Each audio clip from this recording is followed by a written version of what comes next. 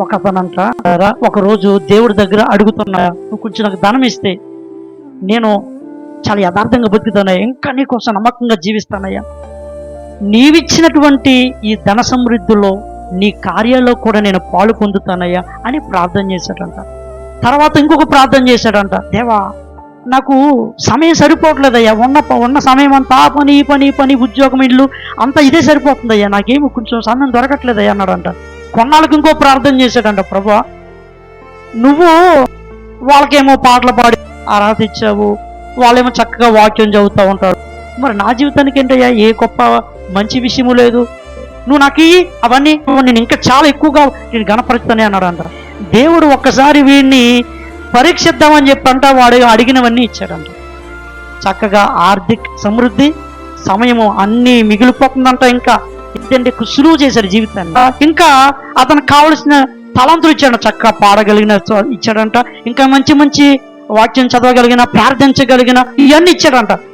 ఇచ్చి పరీక్షించాడంట. అయితే ఇతనికి సమృద్ధి ఇచ్చినా కానీ ఇంకా ఖర్చులు పెంచేసుకుంటున్నాడు, అది ఇది ఇది అది ఇది ఇదే తప్ప ఇంకా దేవుని దగ్గర యథార్థంగా ఉందాం, నేను దేవుని పనులు ఉపయోగపడదాం అనేది ఏమీ లేదు.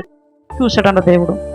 ఇంకా సమయం ఉంది కదా, ఇంకా సమయం మిగిలిపోతుంటే జస్ట్ అక్కడికి వెళ్దామా, టూర్కి ఇక్కడికి వెళ్దామా, కొత్త హాబీలు వస్తున్నాయంట, కొత్త కొత్త కల్పించుకుంటున్నారంట సమయం ఇస్తుంటే. చూశాడు దేవుడు. దేవుడు పరీక్షించి ఇతను ఇచ్చినా అలాగే ఉన్నాడని చెప్పి అవన్నీ మళ్ళీ తీసేశాడంట.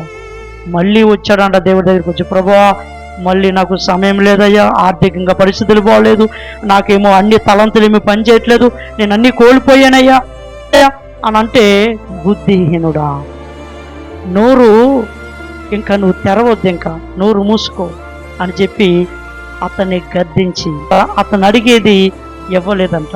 అప్పుడు అతనికి ఇక లోపల బాధ అనిపించేసేసి ఇంకా అందరితో చెప్పుకుంటున్నాడంట, ఇదిగో దేవుడు నా ప్రార్థనలకు ఇచ్చట్లేదు, నాకేమి ఇవ్వట్లేదు, నా జీవితం ఎలా ఉంది, ఇంకెందుకు నేను దేవుని ప్రార్థించాలని చెప్పి ఇక ప్రార్థన కూడా మానేస్తున్నాడంట.